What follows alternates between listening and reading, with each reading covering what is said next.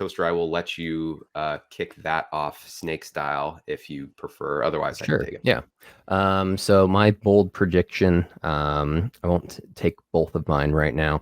Let's see what you say. But Zac Taylor, first coach fired, happens after a loss to the Browns week 9 going into the bye.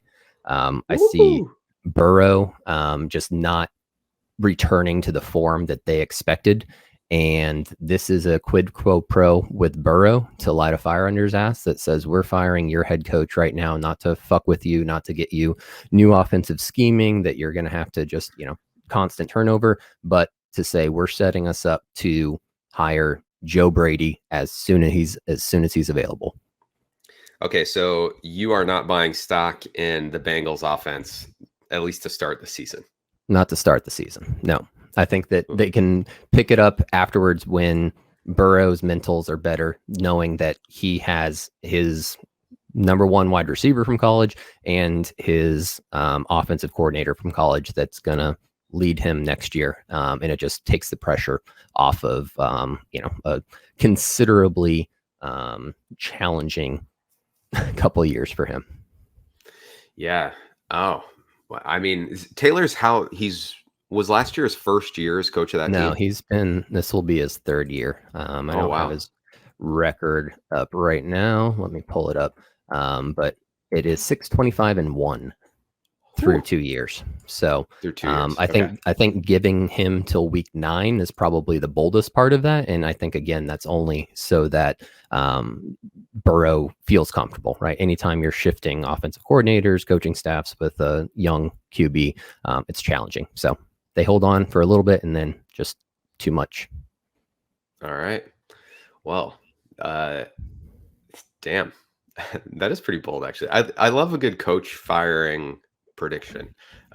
You're really predicting shit to go sideways. So I'm with you. All right.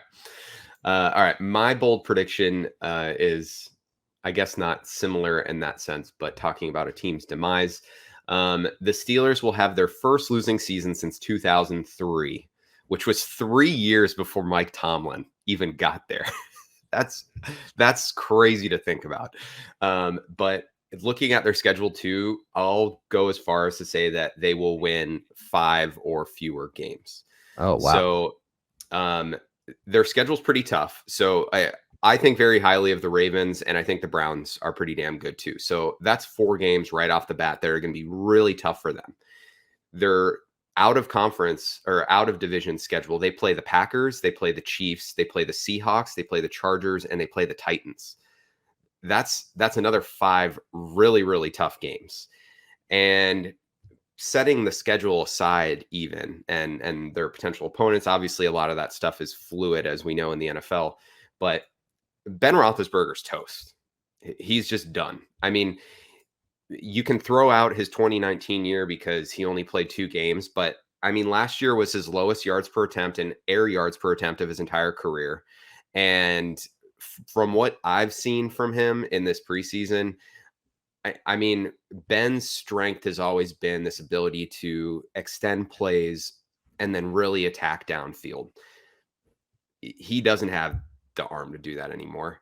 And I think when you really get into the nuts and bolts of this team, and they're really just scrapping and clawing and hanging on to this dominance that they've had over this significant period of time. I mean, I went back and looked this up. 2003, like, I was shocked to see that was the last time they had a losing record. Yeah, there's some 8-8s in there, but like, that's just absolutely wild to me. But I think this is the year that the wheels kind of fall off and they're going to need to hit a hard restart soon.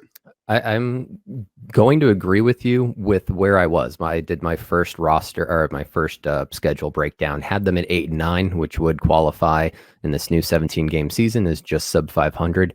But I'm thinking that's with 1 win over the Ravens, 1 loss to the Ravens. And I'm worried that the league is actually going to figure out Lamar Jackson, and that this was a division I wanted to make my bold prediction that all 3